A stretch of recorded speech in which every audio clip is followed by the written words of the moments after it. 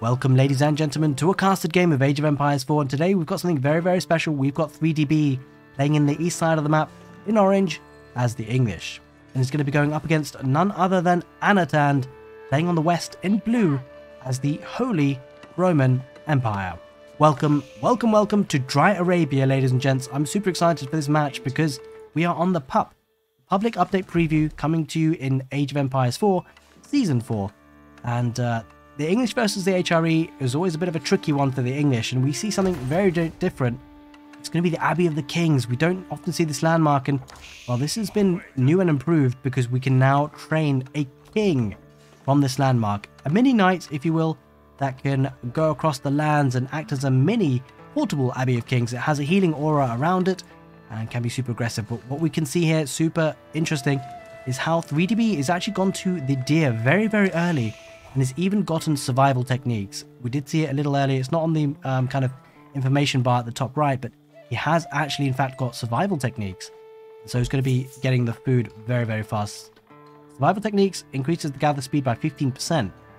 And this is interesting as a play because this means that his scout can be out and about on the map looking to be a bit more aggressive with the scouting pattern and collect more sheep. And whilst the English don't necessarily heavily rely on sheep, HRE do, as well as other civilizations like the French, and so denying your opponent's sheep can be really strong, and 3DB has facilitated that by the fact that he's gone for deer, gathering food even faster than he normally would, and even getting survival techniques. He's going to go up with the Abbey of the Kings to get that king out, and what we see on the other side of the map is Anotand's going up to the next age, the feudal age, with the minework palace. This is not something we often see at all for the Holy Roman Empire, but this landmark has received a bit of a buff in Age of Empires 4.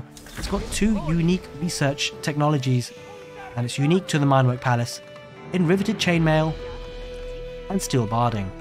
Riveted chainmail is a upgrade you can get in the feudal age, which increases the melee armor of spearmen and horsemen by +2, and the steel barding upgrade grants knights +2 melee and +2 ranged armor. So this can really bolster your units in the feudal and castle age. But what's interesting is whether we'll see a stable coming up for 3DB. We see a stable coming up for Anotand because the knight, the king, that's going to be going across the map relatively soon, I suspect. There he is. He possibly, if he's accompanied with horsemen, that could give a lot of map control, and with good micro, he might be able to pick off a villager or two, especially on exposed eco spots like the gold and perhaps the wood. We'll see how B plays this out. It's not something we've seen before, but we will now. That's the stable opening with the English. I say we haven't seen it before, we have, but not all that often, as we see a stable coming down. But what's interesting now is that it's going to be a bit of a battle between horsemen, which could technically get this upgrade and will have +2 armor as an advantage versus the healing capabilities of the king. As we see the king actually going towards that gold vein. I'm not sure Anotand spots this just yet. He needs to react quickly because he might lose a villager. Here comes a charge attack from the king. Gets a good charge, gets another hit as well. Should be another hit needed. Oh, he doesn't get it. 3DB just pulls the knight away a little bit too early, and that was a bit of a misclick there. He's not possibly going to get the kill. He does get the kill and he backs off now, but he loses a valuable HP. Now, the king does actually heal up himself a little bit. I believe it's a very minimal amount, but may actually have to go back to the Abbey to get fully healed up again. As we see, horsemen are queued up now for the English as well, keeping the scout close by. And what's nice about this build is that, look at this, B actually still has 6 sheep underneath this town centre. Cannot say the same for the Holy Roman Empire. Don't forget as well, the Holy Roman Empire have the prelate, so these villagers will rip through the sheep very quickly generally. And now Anotand taking the opportunity to go to deer to try and gather resources, but that's something that could be pushed quite hard, especially with double stable. 3DB keeping his horsemen by his deer pack. He knows that this is a potential source of pain, and the horsemen are charging in. Might possibly be able to get a villager. Villagers fire. Good general micro, but the villagers path a little bit weird around the mill. Will lose a villager, but should be able to pick off a horseman. The horseman actually survives for now. Villagers chase. They may have to move a bit further down southeast to the deer pack. Yeah, that's pretty aggressive. Why not? Oh, these 4 villagers. B, you wanna take those back? In any case, the king is joining. Oh, maybe he does want to take the villagers back. Where are these guys going? It could be for an outpost. I wouldn't be surprised, actually, if villagers can come forward for an outpost and punish this deer pack here. That could be interesting. B is taking this to another level of aggression. We need to keep an eye on that. King is there in the south. Villagers are going across the map. Now, that looks very purposeful. as 3 horsemen are rushing in, and it's likely to be a heavy feudal age affair as the prelate does come out to heal out the units as well. So the prelate looking to nullify the effect of the king. The horsemen dive in there for 3DB, only 3 versus 4. Now the 4th one for B does join in. This is a little bit of a tricky fight to call. I think B might lose 1 or 2. Managed to get away with the weak one, and that's the key.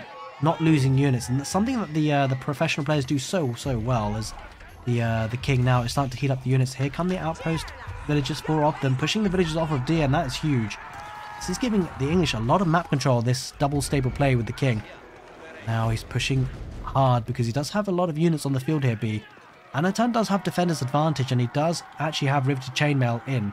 Also looking to get the first melee upgrade, which 3B is not getting. So this is going to be interesting because these horsemen will have +3 melee armor right now. Whereas of course 3DB's horsemen absolutely have none in terms of melee armor, but what they do have is the king. This king could be the big difference here. As the horsemen do charge in for Anotand, takes a fight. This is going to be a good fight for Anotand. But the key difference is that, well, 3DB can heal up his units.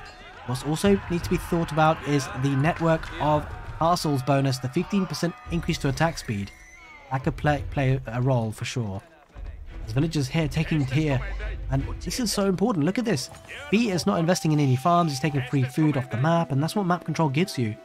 And this is a hard transition to farming for Anotand, for the HRE. This is not what HRE want to do, not this early in the game at least, and it's because he's run out of sheep, and this all stems from the fact that, I mean, you can see the game plan is so interesting to break down here for Anotand and 3DB, that getting that scout nice and early out onto the map, going for the deer instead rather than sheep, means that you don't have to worry about bringing the sheep back home to the town centre. The scout can deny your opponents from getting sheep themselves, and it just has a lasting effect like this. And now he's fighting underneath the outpost, which is less than ideal.